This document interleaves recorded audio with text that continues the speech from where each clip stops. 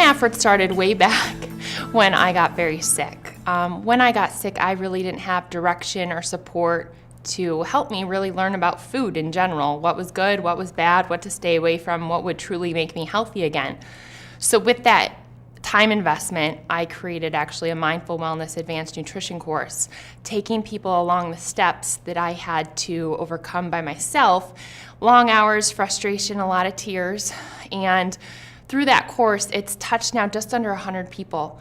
And with that course, I just truly teach people about what they can educate themselves with the food industry, how to protect themselves, to encourage them to grow and learn and understand. And through that, I actually learned that people wanted support in the community. They really wanted to involve each other face to face, receive that encouragement for other women like them, because it's not always easy to make the right decision or the good decision for your body. So I created a cleaning and support group, and we meet once a month at the local community co-op, the Whole Food Co-op, and we do food demonstrations, and we bring a recipe of a theme for that month. So last night, for example, we had a breakfast theme. So everybody had a clean breakfast recipe, and we share those, and we also encourage victories. There's always struggles, but we want to really emphasize victories with that. So we create empowerment. I guess I was trapped in the convenience of society. You know, everything's very convenient now, and I was a label reader, but reading the wrong things. I was going for the low fat, the no fat, the sugar free, what the industry or what the media tells you out there you should go towards. And I was really forgetting my roots, our staples, what we used to do back in the days. So I really, the sad thing is the course actually helps you to be your own protector. So it really undercovers what you shouldn't do or things you could do in replace of that. And I give you alternatives. When I take things away, I try not to do it for too long because I like to give you some alternatives, but really getting you back to roots. And I think that was the hardest thing, the most frustrating thing, because I was so separated from real food. I think the greatest joy through all of this is my family. I think really resurrecting your family from a place of sickness to a place of pure victory and health has been very heartwarming to me. And that's what I wanted to extend to the local Erie community, showing them that it was a wonderful way to include your family to become healthy and whole again and really love each other for who you are, but being healthy while doing that. So I actually found a farmer out of Pittsfield in Warren County, and he actually put the culture back into agriculture.